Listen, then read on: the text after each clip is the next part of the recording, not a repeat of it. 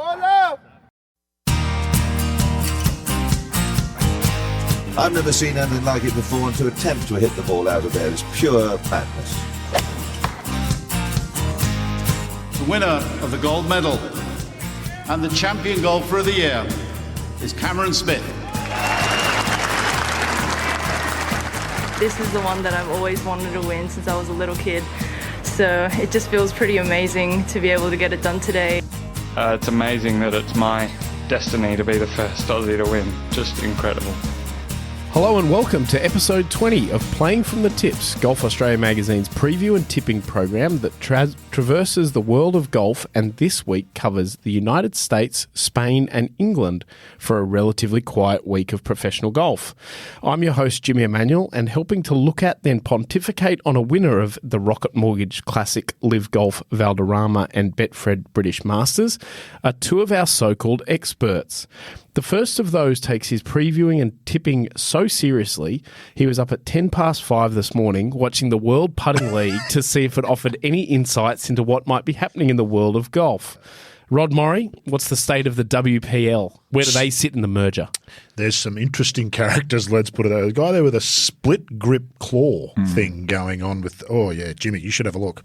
It's a forgotten tour. But the World Putting League. Hold it off the rocks. So, you can't complain. Yeah, there was Hold it off the rocks. That's Joel Grable for those who know, Joel Grable. Okay. Big player in the WPL. Back to back. Big time. Our second expert has somewhat cooled after a red-hot tipping run earlier this year. Some are saying slump. I've not gone that far yet. Adrian Logue, what's changed? These things are cyclical. It'll come back. Like technology. Cyclical. Yeah. Don't worry. Or for all of those people that follow my tips, it's okay. I've been let down by some players, frankly, but that's. Well, you got a list, haven't you? Yeah. Who's on the list? Yeah. McIntyre's on the list. Who else is on? Siwoo Kim. He's on the list now. He's on the list now. Yeah. Fair enough too. Don't start me on McIntyre. Speaking of successes and slumps, last week brought about 3 top 10s and no wins to our respective totals for 2023. We now sit at 114 and 14 for the year, with the KPMG Women's PJ being probably our worst tipping event in memory. What a tournament. But I think we can all agree the highlight of the week. What a tournament. What a finish. What a player that Runong Yin is. Yeah. Very Of important. all of those, player. even with, it was a bit like Mickelson in 2013 at the Open with sort of 5 holes to go. She wasn't one of the names you think, No. like, she's going to get it done, and then just out of the pack she emerged. Brilliant. 20 years old and already won a major and another LPGA event. Yeah. What do we do with another 20-year-old? That's right. It's mind-boggling. Rojang started to get into the mix and everyone's talking about her. I mean, Yin's only a little bit older than her. Yeah. And, it's The women have always had, and I think this is true generally, isn't it, that women mature earlier and they tend to be better at stuff. And golf in particular, you said, Lydia Ko won at the age of 15 on the LPGA with 19 of the world's top 20 players in the field. Still might be the most staggering golf achievement you can imagine. Yep. That Canadian Open win. That's unthinkable in the men's game. Yeah.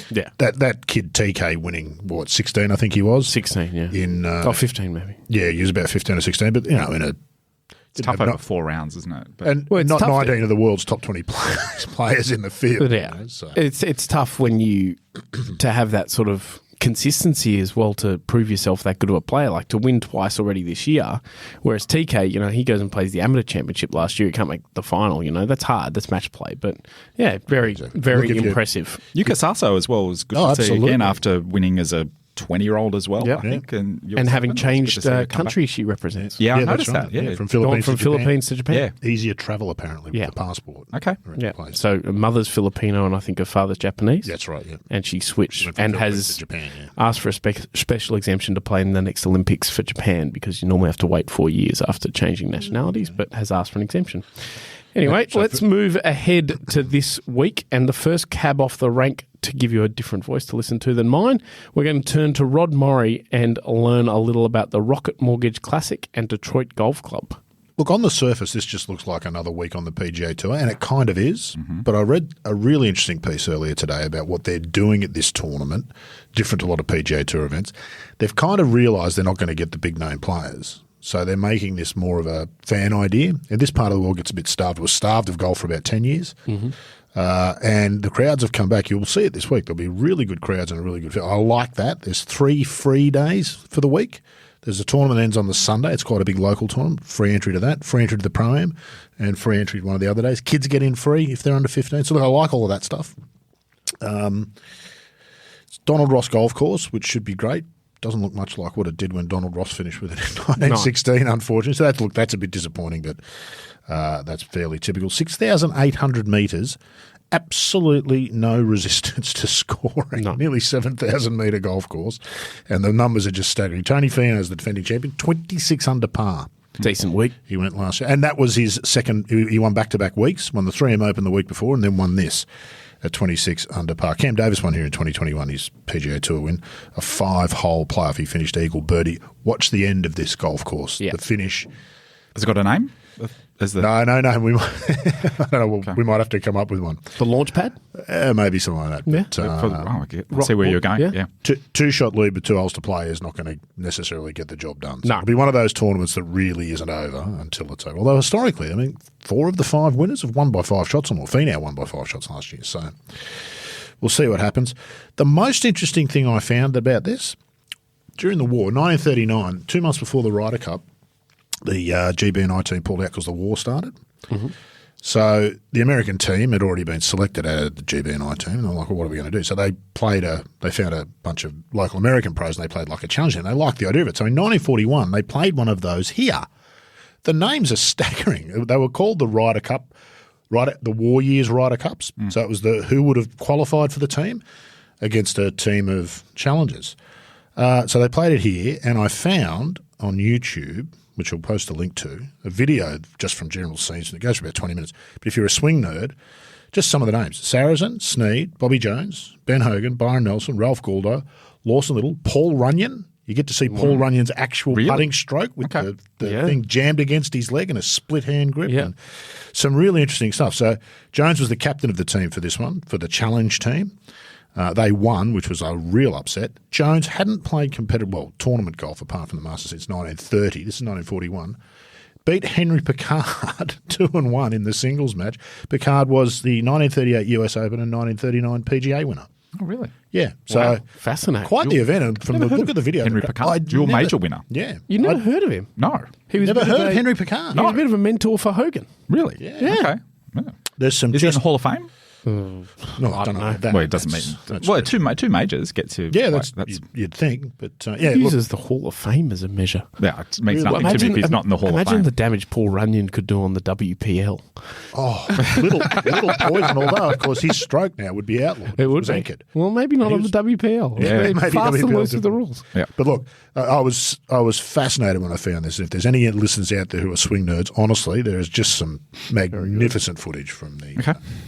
From the time, look, it'll actually be a reasonably interesting time. It is a run of the mill week on the PGA Tour. But having said that, it will be somewhat interesting because I think they work hard. Rocket Mortgage is a mortgage broking company. In case anybody was wondering, we should have a sponsors highlight spot. We should have, yeah, absolutely. Anyone got a winner? Logue, let's start with you. I liked the field's not too bad. I don't know. No, it's not bad. Really went over it's not bad, but it's not. It's not last week's field. There's plenty of good players to choose from. I'm interested that Colin Morikawa is playing again. Who's been playing pretty poorly. Let's say the quiet part out loud. Or he's back. He's got a back issue, Missed the cut last week and went and ate pizza around the surrounding area. I wonder why is he like sponsors. Like the sponsors are getting him in here. I'm not sure why he's. This could playing be again. one of those. So remember, they've got to play one event every 3 years that they haven't played before. Oh, okay. It's this LPGA model, which has been good for the tour. Good for the tour. It is a good idea. So it may well be he's looked at the schedule and gone, well, this is the one. Yeah. Anyway, I was tempted to go with him, but in the end, I've gone with Hideki Matsuyama.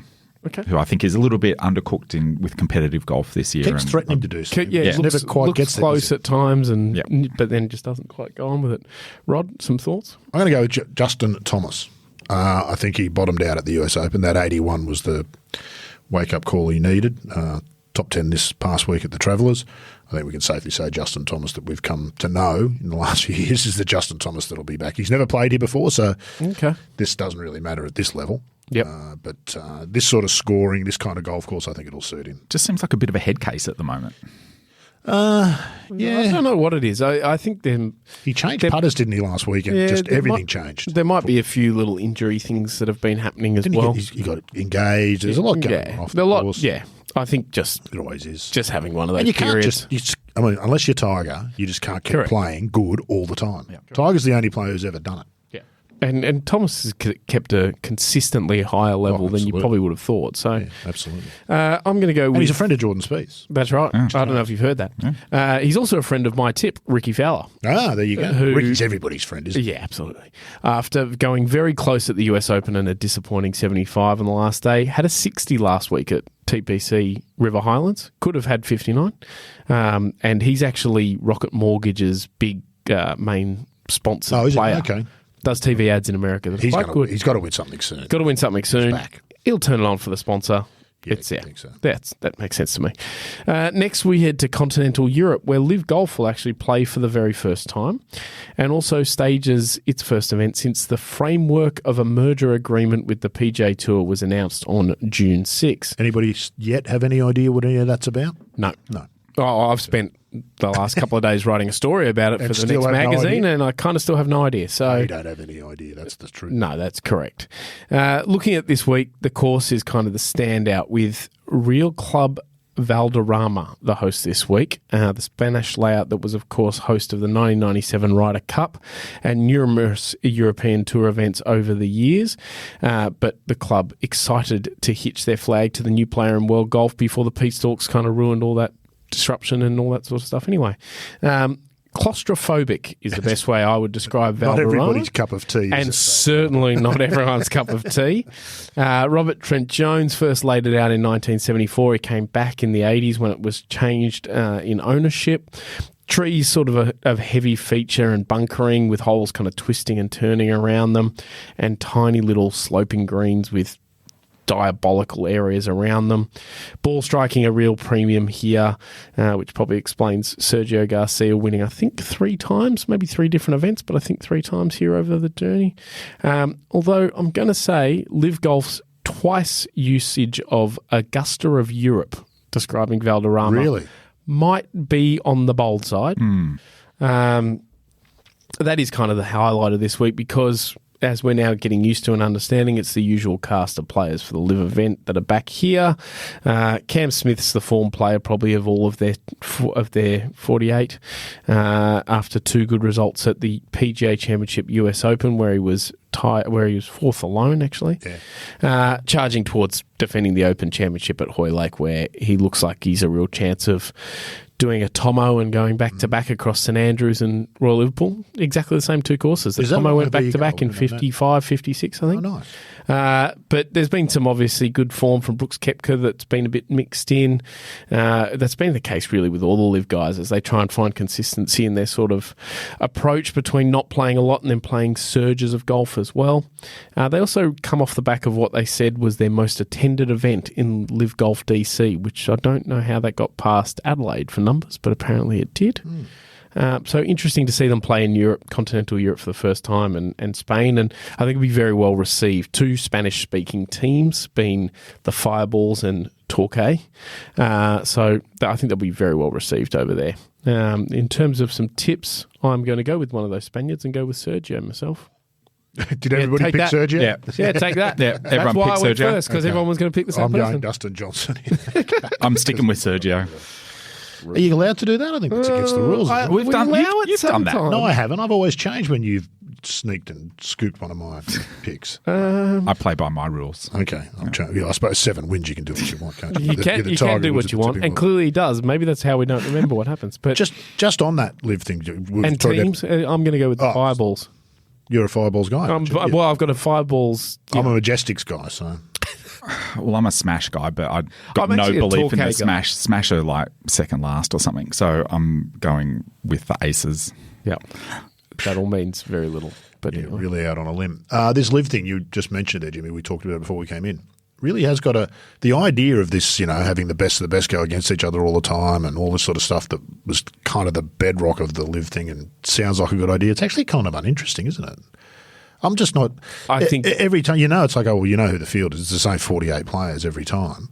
There's not much scope for, I don't know, the underdog story to develop. I'm just not finding it. It would be if the problem I think is that It's not top heavy enough. Is that what you? No, it just you feel like only half of them care about winning each week. Like some of them take it as a week off. Right. Like Yeah, they're resting or prepping or working on something on their game or something like that. But then half the field really do want to win it. It's just you don't know who's in which half each week. I don't know. There's just something sometimes they've got something to prove. Sometimes they don't. Field week in, or you find yourself saying the same thing. Look, the problem might be because there's like 5 players who stand out. Smith, Johnson, Koepka, DeChambeau to an extent. Where there's really sort of always okay. Those 4 are the true world class players that are in that. And the rest have had great careers, but aren't really at the top of their game anymore. It doesn't mean they can't play, but there's just something about it that doesn't. Just Koepka clearly doesn't turn up every week. Which was always the problem with getting him, because you knew that was the case. Yeah. Which is an amazing fact considering he spent so much time playing Challenge Tour and European Tour events where you had to turn up every week to get a start the next week for a player in his category and then to move up. But he's obviously reached a point in his life where he's, I don't need to worry. That's why he did all that hard work back then, so he doesn't have to do it anymore now. Yeah, but I think the idea of familiarity breeds sort of popularity is what they would hope, but I don't know that that's necessarily translated to golf fans, but maybe outside, like fringe golf fans a little bit more. It's just an interesting sort of a year into it, how it's sort of, that's how it feels to me. It's just kind of like, oh, right. Yeah. Same guys again. Same guys again. Yeah. Anyway. But I think that's why they probably lent into the courses a little bit more this year with Valderrama and places like that. But again, it's not everyone's cup of tea. Logue, we're going to turn to you next, and the Betfred British Masters hosted by Nick Faldo. And I believe you might have the Belfry in your sights. Indeed, I do. I'll let Nick Faldo introduce it. One of the most iconic events on the DP World Tour calendar.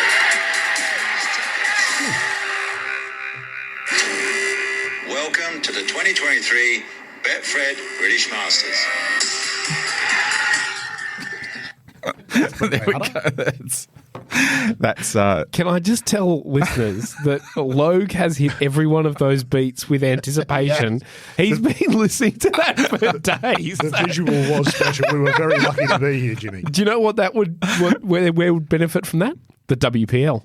Bit of that music going in the background. That would just lift it. And a bit of Faldo. Yeah. Absolutely. So, Betfred British Masters hosted by Sir Nick Faldo, the 2023 edition. So it's at the Belfry. It's been at the Belfry the last 2 years.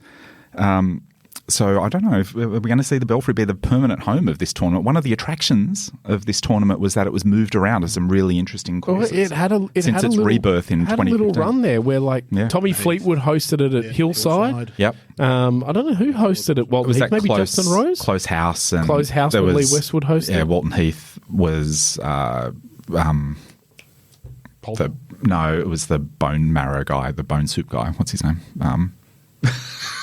What are you Excuse talking me? about? I don't know. The guy who does the blogging and stuff. I don't know. I've completely blanked on his name. No. He won. Who are you talking about? He won. I'm sorry, I've forgotten his name. Eddie Pepperell. Yeah, he won. Oh, Didn't he host it as well that year? No. I don't think he hosted. Okay. Oh, he might have. He's not senior anyway, enough. let's move along. All right. They're going to run out of English golf as soon as move this along. tournament. Well, they have. They're going back to Sir Nick. Oh, has he already done it? No, but as in, he's not playing. The idea was it was a playing host and they worked it on the okay. I didn't realise that. All right. Right, there you go. I didn't pick that up in my review of this. Anyway, it's at the Belfry this year. The Belfry is a golf resort near Birmingham. It has 3 courses, the Brabazon, the PGA National and the Derby course. The Brabazon is the tournament course. It's hosted 4 Ryder Cups. 3 went to Europe, 1 went to the US, so it's quite a good hunting ground for Europe. It's also, as I said, it's hosted the British Masters for the last 2 years. Thorbjorn Olesen is the defending champ. What is a Brabazon? That is a good Brabazon, question. you might be asking. It's named for Lord Brabazon, who was a former president of the PGA, and the PGA is actually based there as well. He's also a former captain of the RNA. He was a war hero in World War I, a famous aviator, yachtsman, and member of parliament. And he took on the Lord title when he was elevated to the House of Lords in the 50s, I think. Another very intimidating name, Brabazon. A bit more prestigious than Bolter's role, who was just some I was farmer going to say, who got killed. Bolter's role last week Brabazon this week. I'd love to see a boxing match between those two. Baltusrol and Brabazon. Yeah, Brabazon. Get ready to rumble. Brabazon kick his ass, I think. Yeah, that's an intimidating name. Imagine if he was a judge, like you were coming before Judge Brabazon. Brabazon. You'd be like, I'm done. Yeah, anyway, the course was originally designed by Peter Allis and Dave Thomas. It was later made over by Dave Thomas in the 90s, where he put more water in. He decided it didn't have enough water. It's a very American-looking course for the English countryside. Obviously, everybody knows the iconic 10th hole, the drivable par 4. And, yeah, it's an interesting hole. It's pretty entertaining seeing them hit that shot. Generally speaking, though, it's a course that cops a fair bit of derision among architecture types. I'll read a quote from Tom Doak's confidential guide here. This will be good.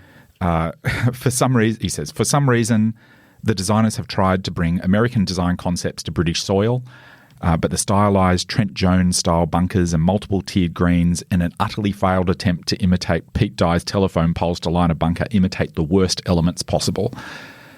So pretty damning assessment there from Tom Doak. I think he has they've made some modifications which have toned things down a little bit, and he's elevated it from a 3 on the Doak scale to a 4 on the Doak scale, which is actually getting up into like acceptable territory.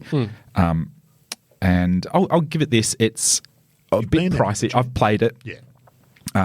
It's a bit pricey, and they're really leaning heavily into the Ryder Cup legacy. Built for the Ryder. It was, yeah. Yeah, and it was built on a former potato farm as well. I don't know. So the land is reasonably unremarkable, but they've moved a lot of soil and made some interesting landforms. That said, it's very flat, and although there is some elevation changes, but the fairways are unrelentingly flat. Like there's no hanging lies or anything like that. They're quite wide and superb presentation. Of course. I played it around this time of year, and that was my main takeaway from it. I was like, what's it like to play a course that's presented at this level?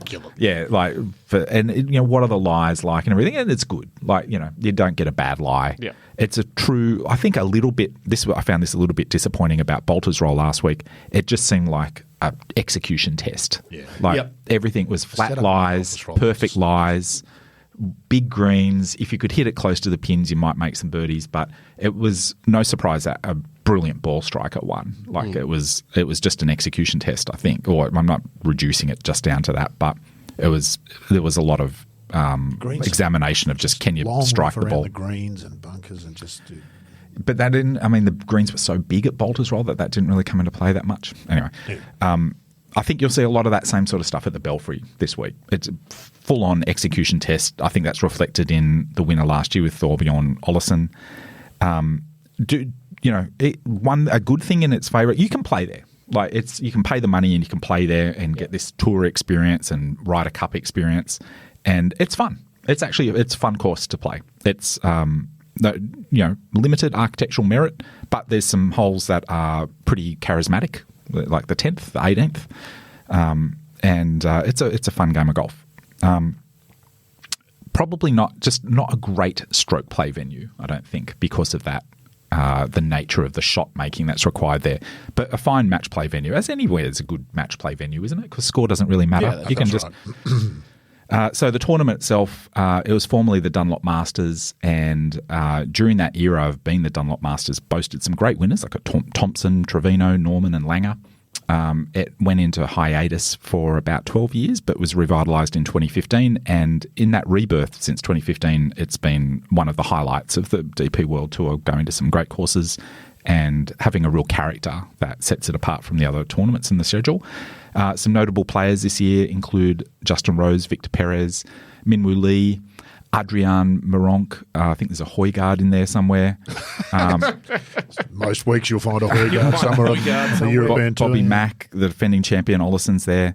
Australians in after Minwoo Lee, Micheluzzi, Jason Scrivener and Blake Windred. My pick, however, I'm going with Adrian Maronk. I think good ball striker. National Open, though. No. Sorry, you're right. You're right. It's a National Open specialist. I'm going against form then, picking Adrian. Time for him to branch out, spread his wings, and start winning a couple of Masters. One thing for sure, he'll be the first Polish golfer to win. Absolutely. Absolutely, he would be. British Masters. Yep. Rod, some thoughts from you? I'm going to go with Guido Migliozzi. He's Just wanted to say it. He's partly. He's a streaky player. When he plays well, he's brilliant. Top 10 last week after 2 missed cuts, so anything can happen. But it's really starting to get into crunch time. I think he's 29th on the Ryder Cup list. He will be desperate to play the Ryder Cup in Rome, which could go one of two ways. He'll either shoot 80-80 and miss the cut every week from here on in, or he'll start playing some really inspired golf. So a win here would go a long way towards, if not getting automatic selection. Luke Donald will want at least one Italian player on his team if he can. Will.